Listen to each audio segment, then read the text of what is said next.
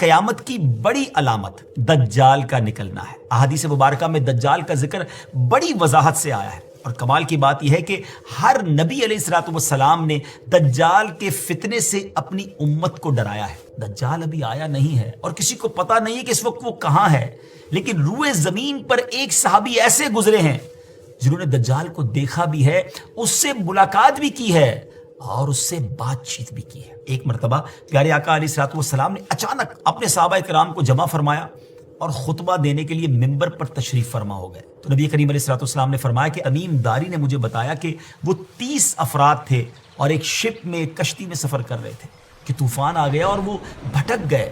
تقریباً مہینہ بھر وہ سمندر میں گھومتے رہے اور ایک دن سورج غروب ہونے کے وقت ایک نامعلوم آئلینڈ پر پہنچے۔ انہیں وہاں سیاہ رنگ کی مخلوق نظر آئی جس کے جسم پر بال بہت زیادہ تھے۔ انہوں نے اس سے پوچھا کہ تم کون ہو؟ اس نے کہا میں جاسوس ہوں۔ تو کہا کہ ہمیں اپنے بارے میں کچھ بتاؤ۔ اس نے کہا کہ نہ میں تمہیں کچھ بتاؤں گا نہ تم سے کچھ سنوں گا، تم اس بت خانے میں جاؤ، وہاں ایک شخص تمہارا بڑی بے چینی سے ویٹ کر رہا ہے، وہی تمہیں کچھ سنائے گا بھی بتائے گا بھی۔ پھر وہ سب اندر چلے گئے۔ وہاں ایک شخص سختی کے ساتھ زنجیروں میں جکڑا ہوا تھا۔ اس نے پوچھا کہ تم لوگ کون ہو اور کہاں سے آئے ہو؟ جواب دیا کہ شام سے آئے ہیں۔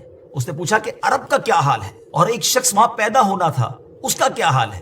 یعنی نبی پاک علیہ الصلوۃ والسلام کے بارے میں پوچھا۔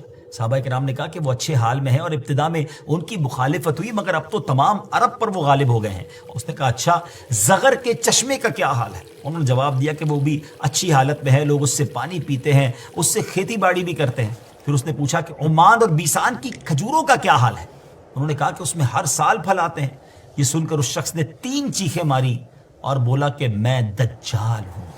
کہتا ہے ان قریب میں آزاد ہو جاؤں گا اور زمین کا چپا چپا گھوموں گا اور اس کا کوئی حصہ نہیں چھوڑوں گا سوائے طیبہ کے، کیونکہ مجھ میں وہاں جانے کی طاقت، وہاں جانے کی پاور نہ ہوگی۔ نبی پاک علیہ الصلوۃ والسلام نے فرمایا کہ مجھے بہت خوشی ہوئی کیونکہ طیبہ یہی شہر ہے۔ بعض روایت کی روشنی میں یہ بات بھی کہی جاتی ہے کہ دجال کو حضرت سلیمان علیہ الصلوۃ والسلام نے قید کیا تھا، اور حدیث پاک کے مطابق یہ مشرق یعنی ایسٹ کی سائیڈ موجود ہے۔ دجال کا فتنہ تاریخ انسانی کی ابتدا سے لے کر انتہا تک تمام فتنوں سے بڑا اور خطرناک فتنہ ہے۔ مختلف احادیث میں دجال کا جو حلیہ بتایا گیا ہے وہ یہ ہے کہ دجال ایک جوان مرد ہوگا، لمبا قد ہوگا، جسم بہت موٹا ہوگا، ایک آنکھ سے کانا ہوگا، اور ایک کانی آنکھ ایسی ہوگی جیسے پھولا ہوا انگور، اور جبکہ اس کی ایک آنکھ خون آلود ہوگی۔ اس کا سینہ چوڑا ہوگا اور ذرا سا اندر کی طرف دھسا ہوا ہوگا۔ دجال کی پیشانی چوڑی ہوگی اور دونوں آنکھوں کے درمیان کاف فا را یعنی کافر لکھا ہوگا۔ دجال کے نکلنے سے پہلے دنیا بہت بری حالت میں ہوگی۔ اس کے نکلنے سے 3 سال پہلے سے اس دنیا میں خشک سالی پھیل جائے گی، خشک سالی کا گویا سال پھیل جائے گا۔ علمی اور روحانی قحط بھی برپا ہوگا۔ دین کے معاملے میں لوگوں میں کمزوری پیدا ہو چکی ہوگی، علماء اور دیندار لوگوں کی قلت ہوگی۔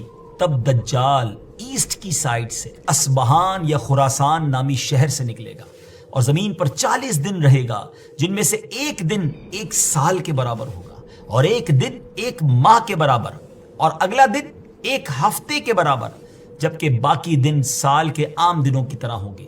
اس مدت میں دجال اپنے گدھے پر سوار ہو کر ساری دنیا کا چکر لگائے گا۔ دجال کے ان فتنوں کی وجہ سے اہل ایمان سخت پریشان اور تنگی کے عالم میں بھاگ کر دخان نامی ایک پہاڑ میں پناہ لیے ہوئے ہوں گے، لیکن دجال ان کا پیچھا کر کے پہاڑ کا گھیرا کرے گا۔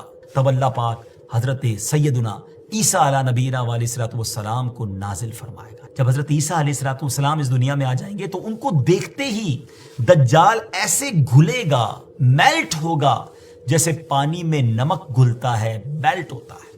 آپ علیہ الصلوۃ والسلام دجال کو مقام لد پر قتل کریں گے اور اس کے فالوورز میں سے ایک بھی کسی کو بھی زندہ نہیں چھوڑیں گے۔ یہ فتنہ بہت شدید ہوگا ناظرین۔ نبی پاک علیہ الصلوۃ والسلام نے فرمایا جو سورہ کہف کی پہلی 10 آیتیں یاد کرے گا دجال کے فتنے سے